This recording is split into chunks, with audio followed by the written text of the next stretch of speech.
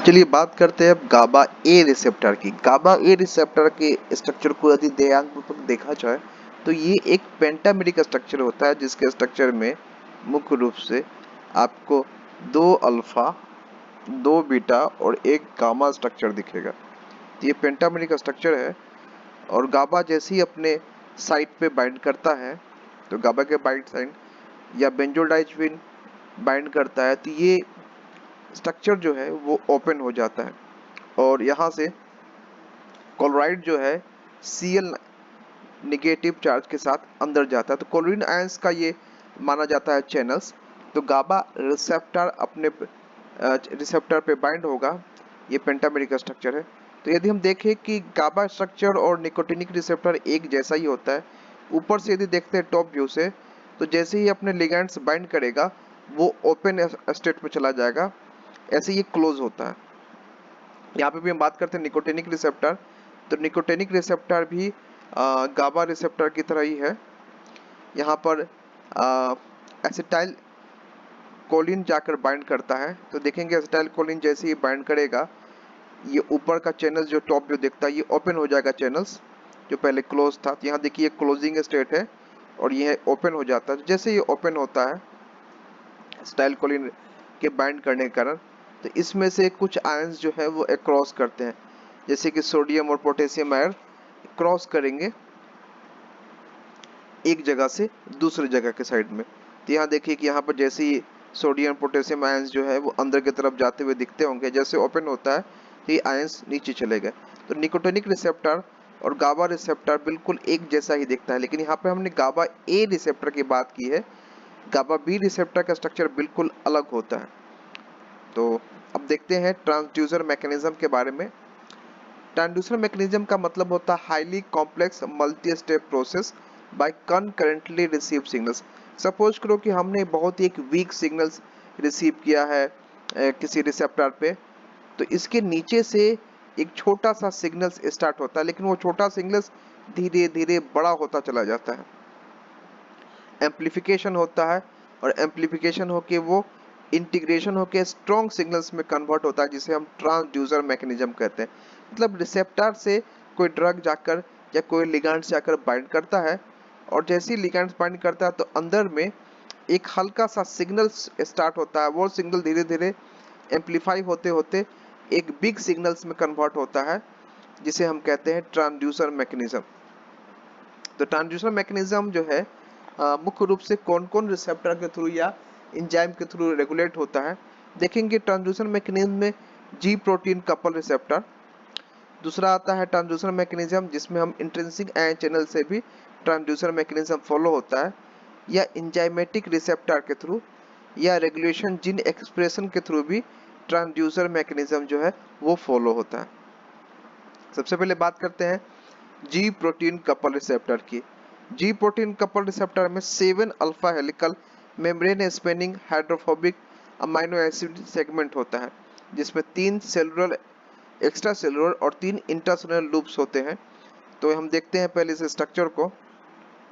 यहाँ देखते हैं 7 अल्फा हेलिकल्स। ये अल्फा हेलिकल का स्ट्रक्चर है, स्प्रिंग की तरह दिखता है स्ट्रक्चर। हालांकि यहाँ पे इस फोटो में स्प्रिंग नुमा नहीं दिखा गया है, लेकिन आप किसी और फिगर में देख सकते हैं कि स्प्रिंग नुमा स्ट्रक्चर होता है, जिसमें देखेंगे कि ये एक लूप जो होता है 1 2 3 3 लूप इनसाइड में है, नीचे के साइड में है, और 3 लूप जो है बाहर में निकले हुए हैं। 3 लूप एक्स्ट्रा सेलुलर है और 3 लूप जो है वो इंट्रा सेलुलर होता है। इस रिसेप्टर से जी प्रोटीन आकर अटैच होता है और यही जी प्रोटीन 3 चीजों से बना होता है, अल्फा बीटा और गामा।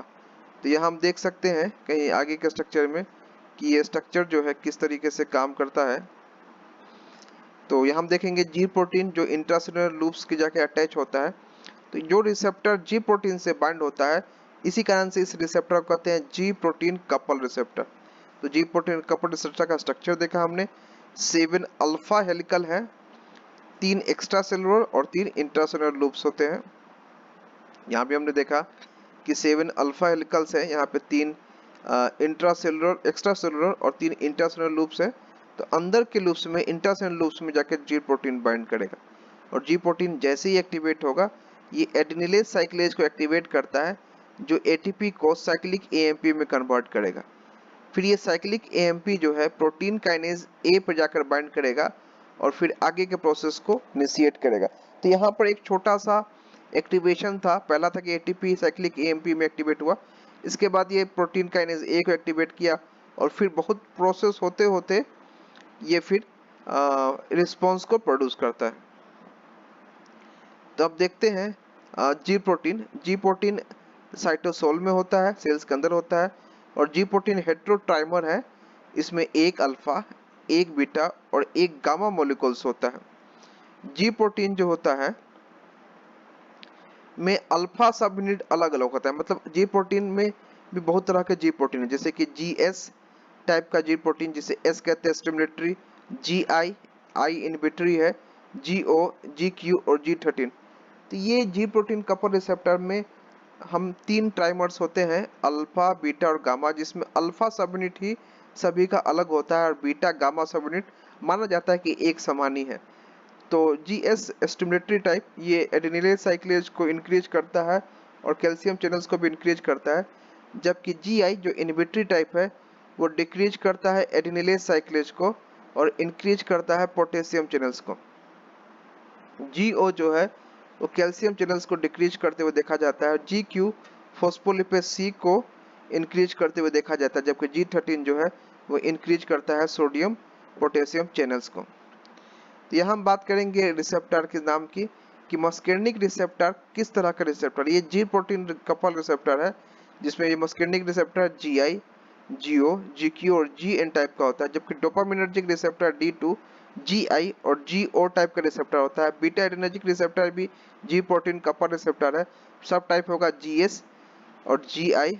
अल्फा 2 एडिनर्जिक रिसेप्टर जी आई, जी एस और जी ओ होता है। गाबा ए रिसेप्टर जी आई, जी ओ और 5 टी रिसेप्टर होता है जी आई, जी क्यू, जी एस और जी के टाइप के जी प्रोटीन कपल रिसेप्टर। तो हमने देखा कि कौन सा रिसेप्टर और वो किस टाइप के अंदर आता है, किस सब टाइप्स के अंदर आता है, वो हमने देखा। देखते हैं एडिनिल साइक्लेज का फंक्शन क्या है। एडिनिल साइक्लेज जो होता है वो हार्ट रेट में इम्पल्स को जनरेट करता है, स्मूथ मसल को रिलैक्सेशन करता है, ग्लाइकोजेनोलिसिस में भाग लेता है, लिपोलाइसिस में मॉड्यूलेशन करता है, जंक्शन ट्रांसमिशंस को, हार्मोन सिंथेसिस और इनहिबिट करता है सिक्रीशंस को। ये काम है एडिनिलेज साइक्लेज का। अब हम बात करते हैं फॉस्फोलिपेज सी का, जिसको IP3 या DAG पाथवे कहते हैं। DAG का मतलब डाई असाइल ग्लिसरॉल पाथवे। यहाँ देखेंगे एक जी प्रोटीन कपल रिसेप्टर है जिसे जी प्रोटीन कपलिंग करता है। जैसे ही एक एगोनिस्ट इस रिसेप्टर से बाइंड करता है, इस रिसेप्टर को एक्टिवेट करता है और फिर जी सब यूनिट में से ये एक्टिवेट होगा, जिससे इनोसिटोल ट्राइफॉस्फेट एक्टिवेट होगा और ट्राइफॉस्फेट एक्टिवेट होगा तो ये फिर जाकर अल्टीमेटली प्रोटीन काइनेज सी को एक्टिवेट करेगा और इसके साथ साथ कैल्शियम को रिलीज करेगा एंडोप्लाज्मिक रेटिकुलम से। तो ये भी एक IP3 पाथवे या फॉस्फोलिपेज पाथवे, ये भी एक एग्जांपल है जी प्रोटीन कपल रिसेप्टर। अब देखते हैं स्टेरॉयडल रिसेप्टर। स्टेरॉयडल रिसेप्टर कैसा होता है कि स्टेरॉयडल हार्मोन्स लिपिड सोलुबल होता है, ये इजिली से मेम्ब्रेन को क्रॉस करते हुए, साइटोप्लाज्म को क्रॉस करते हुए न्यूक्लियस के अंदर, क्योंकि न्यूक्लियस में पोर होते हैं, छिद्र होते हैं, तो इस पोर के अंदर जाते हुए रिसेप्टर के साथ कॉम्प्लेक्स फॉर्मेशन करेगा और ये रिसेप्टर कॉम्प्लेक्स डीएनए के साथ एसोसिएट होगा, जिससे कि एमआरएनए बनते हैं और इस एमआरएनए से फिर राइबोसोम्स बनेगा और ये इस राइबोसोम से नया प्रोटीन का सिंथेसिस होता है। तो स्टेरॉयडल रिसेप्टर जो है प्रोटीन के सिंथेसिस के लिए जाना जाता है। अब बात करते हैं रिसेप्टर के रेगुलेशंस की। सुपर सेंसिटिविटी और डीसेंसिटाइजेशन या रिफ्रैक्टोरिनेस क्या है, इस तीनों टर्म्स को अच्छे तरीके से समझ लेते हैं। तो सबसे पहले आइए समझते हैं सुपर सेंसिटिविटी क्या होता है। सुपर सेंसिटिविटी, सपोज करो कि हमने बहुत देर तक पानी नहीं पिया है और हमने सुबह का पानी पिया, फिर बहुत धूप में गए और धूप में जाने के बाद हमने सीधे शाम को जब धूप से लौटे, तो शाम को जब हमने पानी पिया तो उस समय क्या होता है, सुपर सेंसिटिविटी, मतलब बहुत तेजी से हमें पानी पीने का मन करता है और जैसे पानी पीते हैं तो हमें अलग तरह का सेंसेशन फील होता है। जो सिंपली हम पानी पीते हैं, जब हमारा पेट पानी से भरा होता है, रेगुलर हम पानी का यूज करते हैं, तो वैसा फीलिंग्स नहीं आएगा। तो मैंने ये स्टोरी इसलिए सुनाई ताकि सुपर सेंसिटिविटी को समझ सके। Prolong deprivation of agonist. Suppose करो कि एगोनिस्ट वहां पर है ही नहीं किसी रिसेप्टर से बाइंड करने के लिए, रिसेप्टर है लेकिन एगोनिस्ट नहीं है। तो एगोनिस्ट नहीं होने के कारण जैसे ही एगोनिस्ट बहुत लंबे समय के बाद किसी रिसेप्टर से बाइंड करता है, तो वो रिसेप्टर और एगोनिस्ट का जैसे ही कॉम्बिनेशन होगा, उस वक्त सुपर सेंसिटिविटी प्रोड्यूस होती है, बहुत स्पीड से रिस्पॉन्स को प्रोड्यूस किया जाता है। कोई भी रिसेप्टर तुरंत स्टिमुलेट करेगा, तो उसको कहते हैं सुपर सेंसिटिविटी। इसके अलग में डीसेंसिटाइजेशन या रिफ्रैक्टोरिनेस क्या है उसे समझिए। सपोज करो कोई रिसेप्टर पर कंटिन्यूअस स्टिमुलेशन हो रहा है, बार बार कोई एगोनिस्ट बाइंड कर रहा है और उसे एक्टिवेट कर रहा है। तो इसमें क्या होता है कि बार बार रिसेप्टर एक्टिवेट होने से कभी कभी रिस्पॉन्स देना रिसेप्टर बंद भी कर देता है, जिसे हम डीसेंसिटाइजेशन कहते हैं। या फिर दूसरा टर्म्स आता है रिफ्रैक्टोरिनेस, कि कभी कभी रिसेप्टर जो है वो धीरे धीरे रिस्पॉन्स देता है, कभी देगा कभी नहीं देगा, कभी देगा कभी नहीं देगा। ये इसलिए क्योंकि कंटिन्यूअस जो है वो एगोनिस्ट जो है रिसेप्टर को स्टिमुलेट करता है। इसे हम रिसेप्टर रेगुलेशंस भी कहते हैं। सुपर सेंसिटिविटी के कारण क्या है, इसे फिर से एक बार समझते हैं।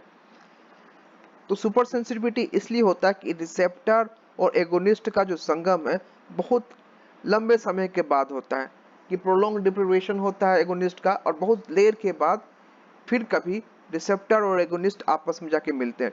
लेकिन ऐसा क्यों होता है कि इतना ज्यादा समय लगता है? तो पहला इसका कारण बताया गया है कि एंटागोनिस्ट जो है वो रिसेप्टर को हट जाता है। पहले एंटागोनिस्ट होता है, एंटागोनिस्ट बाइंड करके रखता है रिसेप्टर को, और काफी लंबे समय के बाद यदि एंटागोनिस्ट वहां से अनमास्किंग होता है, रिसेप्टर से हट जाता है, तब एगोनिस्ट को चांस मिलता है वहां बाइंड करने का। एक कारण ये था कि एगोनिस्ट बहुत लंबे समय के बाद बाइंड किया, क्योंकि एंटागोनिस्ट हटता है बहुत लंबे समय के बाद। दूसरा होता है प्रोलिफरेशन ऑफ रिसेप्टर या up regulation.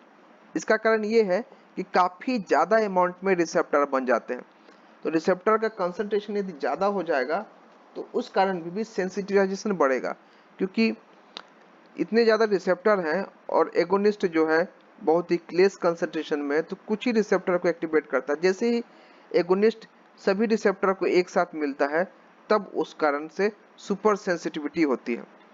एसेंचुएशन of signal amplification.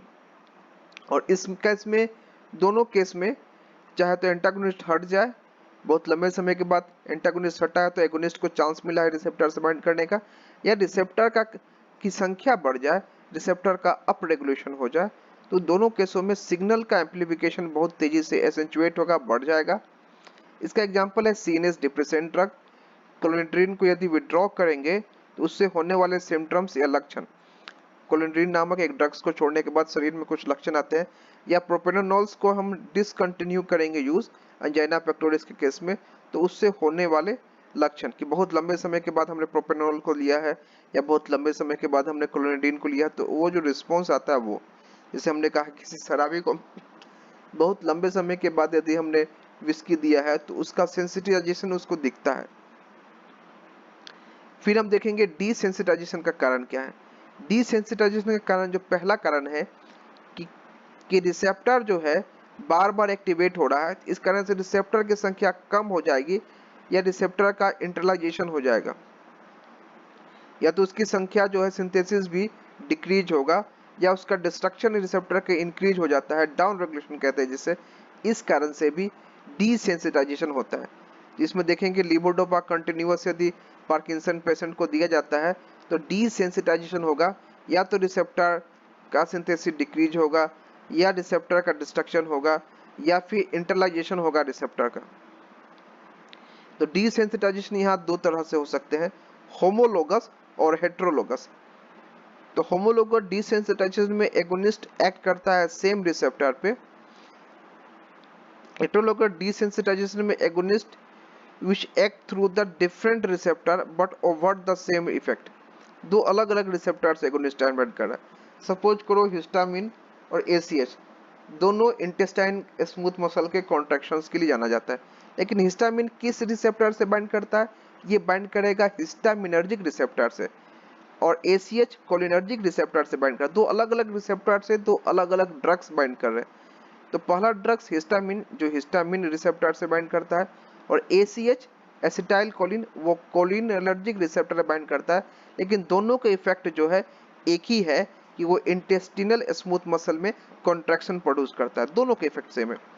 तो इस तरह से देखेंगे कि एगोनिस्ट जो है वो डिफरेंट रिसेप्टर से एक्ट करते हैं। एक एगोनिस्ट हिस्टामिन हो गया जो हिस्टामिन रिसेप्टर से बाइंड करता है, दूसरा एगोनिस्ट हो गया ACH जो कि कोलिनर्जिक रिसेप्टर से बाइंड करता है। दो अलग अलग एगोनिस्ट अलग रिसेप्टर से बाइंड करेंगे, सेम इफेक्ट को प्रोड्यूस करेंगे। इस कारण भी डीसेंसिटिव, क्योंकि स्मूथ मसल्स जो है बार बार कॉन्ट्रैक्शन हो रहा है, बार बार कॉन्ट्रैक्शन हो रहा है दो अलग अलग ड्रग्स के कारण, दो अलग अलग रिसेप्टर के थ्रू। तो इसमें क्या है कि दोनों रिसेप्टर जो है उसका इंटरलाइजेशन हो जाएगा, उसकी संख्या कम हो जाएगी, या फिर वो रिसेप्टर डिस्ट्रक्शन होगा जिस कारण से डिसेंसिटाइजेशन प्रोड्यूस हो सकता है। तो डिफिनेशन देखते हैं एक बार रिसेप्टर का। रिसेप्टर एक मैक्रोमोलिक्यूल से, बड़ा मॉलिक्यूल से ऑर्गेनिज्म का, जिस पे ड्रग बाइंड करता है और इनिशिएट करता है किसी रिएक्शंस को। हालांकि रिसेप्टर जो है मुख्य रूप से प्रोटीन का बना होता है और ये पोस्ट ट्रांसलेशन के थ्रू, मॉडिफिकेशन के through, covalent attachment of carbohydrate, lipid और फॉस्फोलिपिड के साथ बन के एक रिसेप्टर का कॉम्प्लेक्स होता है। रिसेप्टर प्रोटीन से ही मुख्य रूप से बना होता है। तो देखेंगे सरफेस रिसेप्टर जो कि सेल्स पे होता है, जिसे सेल सरफेस रिसेप्टर भी कहते हैं, कि cell surface receptor cell membrane में एम्बेडेड होता है और फंक्शन करता है रिसीव करने के लिए केमिकल इंफॉर्मेशंस को एक्स्ट्रा सेलुलर कंपार्टमेंट से, और ट्रांसमिट करता है इंफॉर्मेशन इंट्रा सेलुलर कंपार्टमेंट को। तो वो एक्स्ट्रा सेलुलर कंपार्टमेंट से इंफॉर्मेशन रिसीव करेगा और इंट्रा सेलुलर कंपार्टमेंट को रिसीव देगा रिसेप्टर। मतलब समझो कि एक रिसेप्टर है, बाहर में है, तो बाहर से सिग्नल्स को अचीव किया और इस सेल मेम्ब्रेन के अंदर में वो सिग्नल्स को पहुंचाएगा, ट्रांसमिट करेगा। तो वो सेल मेम्ब्रेन के एक्सटर्नल और इंटरनल पोर्शन का एक पॉइंट है माना जाएगा। फंक्शन क्या है रिसेप्टर का? किसी भी लिगेंड्स को रिकॉग्नाइज करना, सबसे पहले कौन सा रिसेप्टर पे कौन सा लिगेंड्स बाइंड करना चाहिए। बाइंड करने के बाद सिग्नल्स जो कि आउटसाइड है उसको इनसाइड में प्रोपेगेट करेगा, अंदर की तरफ वो सिग्नल्स को भेजेगा। फिर सिग्नल्स को एम्पलीफिकेशन करने के काम भी है रिसेप्टर का, और इसके बाद एक्स्ट्रा सेलुलर बहुत सारी एक्टिविटी को इंट्रासेलुलर सिग्नल्स में कन्वर्ट करेगा। कुछ ऐसे भी रिस्पॉन्स है जो नॉन रिसेप्टर मेडिएटेड, मतलब रिसेप्टर के अब्सेंट में होते हैं, जैसे बायो मैक्रोमोलिक्यूल्स का इंटरेक्शन होना ड्रग के साथ बॉडी फ्लूइड में।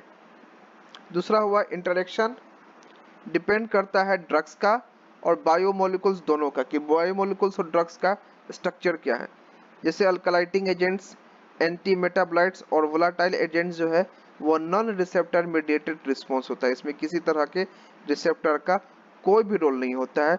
ये बायोलॉजिकल फ्लूइड में होने वाला दो ड्रग्स के बीच का इंटरएक्शन मात्र है। ड्रग्स डायरेक्टली इंटरएक्ट करता है मैक्रोमोलिक्यूल से और कुछ ड्रग इनडायरेक्टली इंटरएक्ट करता है बायो मैक्रोमोलिक्यूल से। तो देखिए ड्रग जो होता है ये हमने कहा कि नॉन रिसेप्टर मेडिएटेड में ड्रग्स रिसेप्टर की तरह एक्ट करता है। वो ड्रग मैक्रोमोलिक्यूल्स को या बायो मैक्रोमोलिक्यूल्स को बाइंड करेगा, जो कि ये बाइंडिंग स्टीरियो स्पेसिफिक एक्शन के थ्रू होगा। स्टीरियो स्पेसिफिक मतलब खास तरह का स्ट्रक्चर खास तरह के ड्रग्स पे जाके बाइंड करेगा। हाई पोटेंसी होगी और लो क्वांटिटी में बाइंड करेगा, पोटेंसी काफी हाई होगी, मतलब बहुत ही लो क्वांटिटी में जाकर बाइंड करेगा। पोटेंसी हम समझते हैं कि यदि कोई पोटेंसी का मतलब होता है कि लो कंसंट्रेशन पे ही इफेक्ट को प्रोड्यूस करना, वो हाई पोटेंसी मानी जाएगी। और किसी ड्रग्स को हम हाई कंसंट्रेशन में देते हैं तब वो सेम प्रोड्यूस करता है, कोई ड्रग लो कंसंट्रेशन में देते हैं तब वो उतना ही प्रोड्यूस करता है जितना कि हाई कंसंट्रेशन वाला। तो हम पोटेंसी किसकी ज्यादा मानेंगे? Low concentration. सपोज करो कि 1 mg हमने किसी को टैबलेट दिया है, तो वो उसमें स्लीपनेस प्रोड्यूस करता है या सिडेटिव हिप्नोटिक प्रोड्यूस करता है। और किसी को हमने 10 mg का टैबलेट दिया है, तो 10 mg के देने के बाद वो टैबलेट जो है स्लीपनेस प्रोड्यूस करता है। दो अलग अलग ड्रग्स है, ड्रग ए और ड्रग बी। ड्रग ए 1 ही mg में अपना असर दिखाता है, जबकि बी जो ड्रग है 10 mg पे अपना असर दिखाता है। तो पोटेंसी है किसकी ज्यादा होगी? पोटेंसी मान लीजिए कि ड्रग ए की, जो सिर्फ एक ही एमजी पे अपने असर को दिखाता है, वो हाई पोटेंसी है। तो हाई पोटेंसी का मतलब होता है लो क्वांटिटी में दिया जाना, और इसका स्पेसिफिक एंटागोनिस्ट भी होता है। ड्रग्स जो इनडायरेक्टली इंटरेक्ट करता है बायोमोलिकुल्स का, ये सॉल्वेंट स्ट्रक्चर को चेंज करके, इसके लिए स्ट्रक्चर स्पेसिफिसिटी होनी नहीं चाहिए कि ड्रग्स और बायोमोलिकुल्स बायोमैक्रोमोलिकुल्स आपस में बाइंड करें। तो यहाँ बाइंडिंग वैसा कुछ होता नहीं है, ये सॉल्वेंट के स्ट्रक्चर को ही सेंड करता है जिसमें वो घुला होता है। तो स्ट्रक्चर एक्टिविटी होने की जरूरत नहीं होती है। इसको हाई कंसंट्रेशन में चाहिए होता है ड्रग्स को, ताकि सॉल्वेंट का स्ट्रक्चर को चेंज कर सके, और इसका कोई स्पेसिफिक एंटागोनिस्ट नहीं होता है। जो ड्रग इंटरैक्ट करता है इनडायरेक्टली रूप से बायोमैक्रोमोलिकुल्स में। Drugs that act indirectly by the non receptor mediated actions, इसमें देखेंगे कैसे वो एक्ट करता है। सॉल्वेंट की वो हाइड्रोफिलिसिटी या लिपोफिलिसिटी को चेंज कर देगा, इसके साथ साथ वो मेम्ब्रेन वॉल्यूम को भी चेंज करेगा, और डिग्री ऑफ डिसऑर्डर्स जो है स्ट्रक्चर का, उसको भी वो चेंज करता हुआ देखा जाएगा। तब बात करते हैं हम लोग ड्रग रिस्पॉन्स रिलेशनशिप्स की। ड्रग रिस्पॉन्स रिलेशनशिप बहुत ही इंपॉर्टेंट रिलेशनशिप माना जाता है, जिसमें हम देखेंगे दो कंपोनेंट, डोज, प्लाज्मा कंसंट्रेशन और प्लाज्मा कंसंट्रेशन रिस्पॉन्स रिलेशनशिप। लेकिन इसके पहले हम लेते हैं एक छोटा सा विश्राम।